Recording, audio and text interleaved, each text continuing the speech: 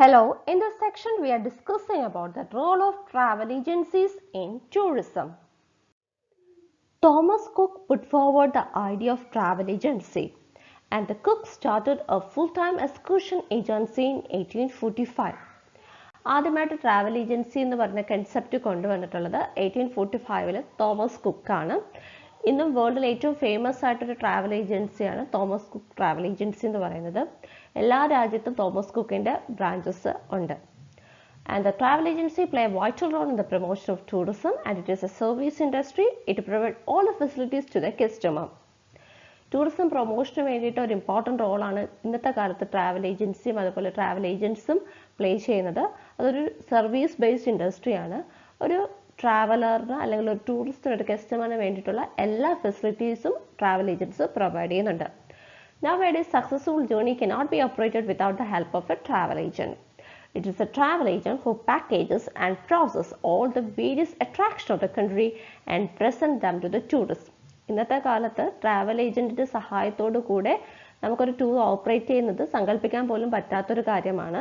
ഒരു travel agent ആണ് ഒരു ടൂറിസ്റ്റ് അട്രാക്ഷനെ പറ്റിയിട്ടുള്ള സകലമാന ഡീറ്റെയിൽസും ഷെഡ്യൂൾ ചെയ്യുന്നതും പാക്കേജ് ഫോം ചെയ്യുന്നതും അതൊരു ടൂറിസ്റ്റിന് മുമ്പിൽ അല്ലെങ്കിൽ ഒരു കസ്റ്റമറിന് മുമ്പിൽ പ്രസന്റ് ചെയ്യുന്നത്. Definition of a travel agency.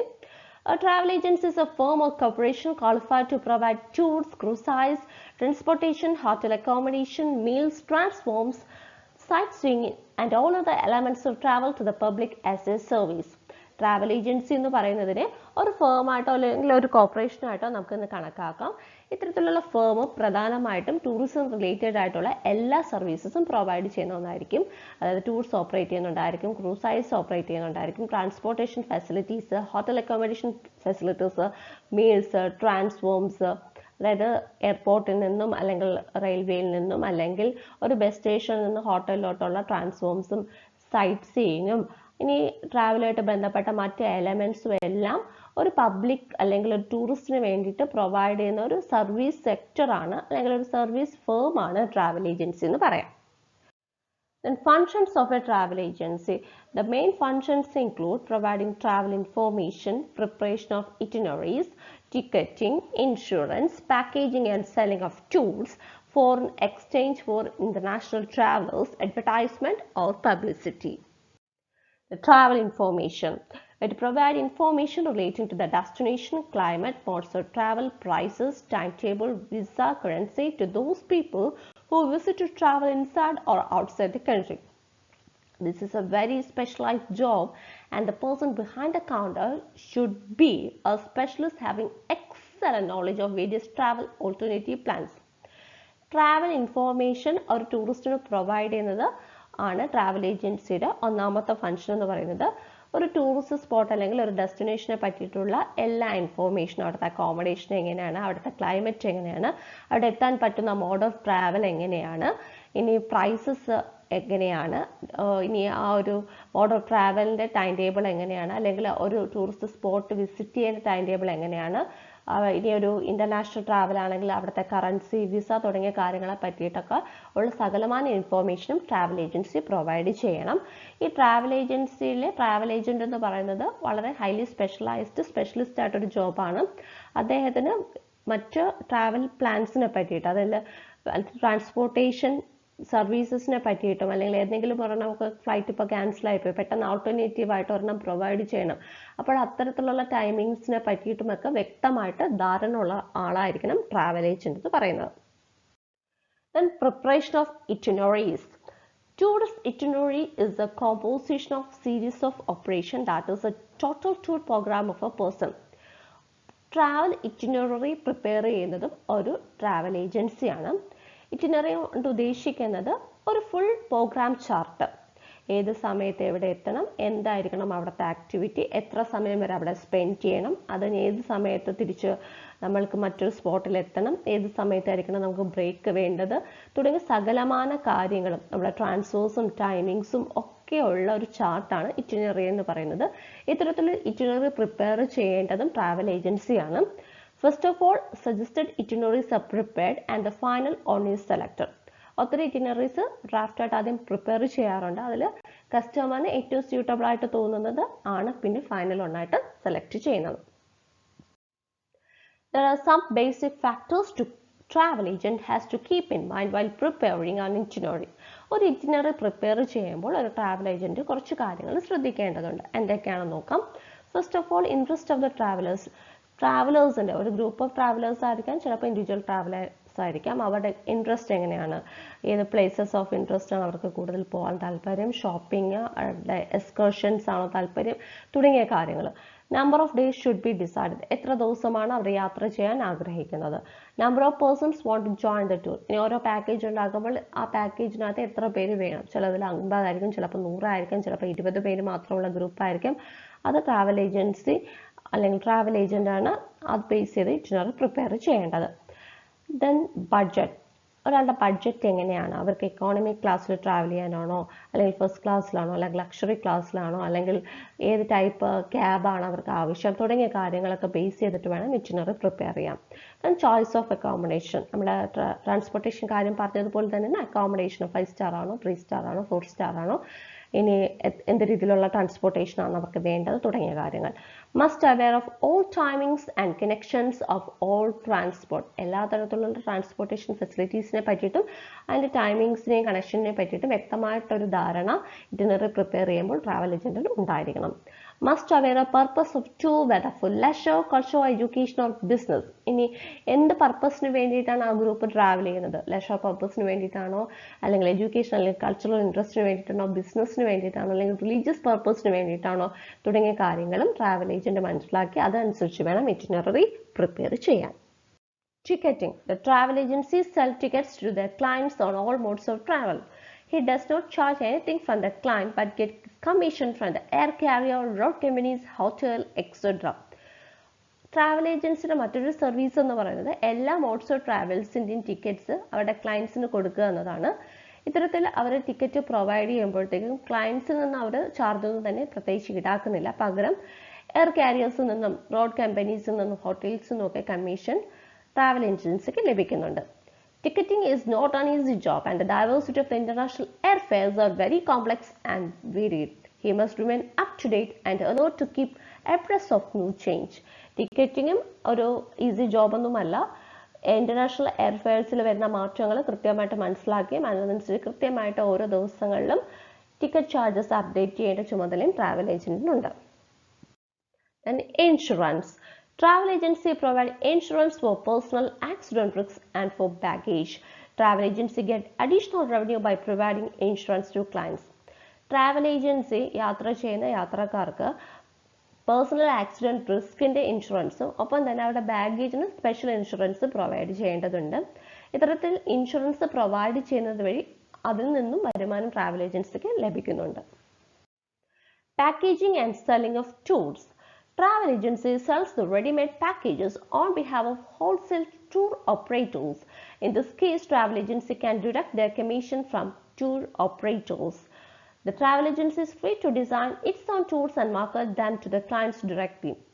രണ്ട് രീതിയിലാണ് ട്രാവൽ ഏജൻസി അവരുടെ ടൂർസ് പാക്കേജ് ചെയ്യുകയും സെല് ചെയ്യുകയും ചെയ്യുന്നത്. ഒന്ന് ഡയറക്റ്റ് അവർ ഡിസൈൻ ചെയ്യുകയും മാർക്കറ്റിൽ ഡയറക്റ്റ് ചെയ്യുന്ന ക്ലയൻസിന് ഒരു ടൂർ പാക്കേജസ് പ്രൊവൈഡ് ചെയ്യുന്നുണ്ട്. നമ്മുടെ മേക്ക് മൈ ട്രിപ്പും അല്ലെങ്കിൽ നമ്മുടെ തോമസ് കുക്ക് തന്നെ നോക്കിയാൽ കാണാം, നമുക്ക് ഒത്തിരി രീതിയിലുള്ള ടൂർ പാക്കേജസ് അവർ പ്രൊവൈഡ് ചെയ്യുന്നുണ്ട്. പിന്നെ മറ്റൊന്നെന്ന് പറയുന്നത് ഇവർ നേരെ ടൂർ ഓപ്പറേറ്റേഴ്സിന് ഇവരുടെ പാക്കേജസ് ഹോൾസെയിലായിട്ട് വിൽക്കുകയും ടൂർ ഓപ്പറേറ്റേഴ്സ് പിന്നീട് ഒരു ക്ലയൻസിനെ കണ്ടെത്തി അവർക്ക് പ്രൊവൈഡ് ചെയ്യുകയും ചെയ്യും. അപ്പോൾ ഈ ക്ലയൻസിൽ നിന്ന് കിട്ടുന്ന ലാഭത്തിൻ്റെ ഒരു വിഹിതം ഈ ടൂർ ഓപ്പറേറ്റേഴ്സ് ട്രാവൽ ഏജൻസിക്ക് കൊടുക്കാനുള്ളത്. ഇനി എത്ര ശതമാനമാണ് അവർക്ക് കിട്ടേണ്ട കമ്മീഷൻ എന്ന് ആ ട്രാവൽ ഏജൻസിക്ക് ഡിസൈഡ് ചെയ്യാം. And foreign exchange for international travelers. The travel agency earn foreign currency through tourists. Some of the large travel agencies deals in the provision of foreign exchange.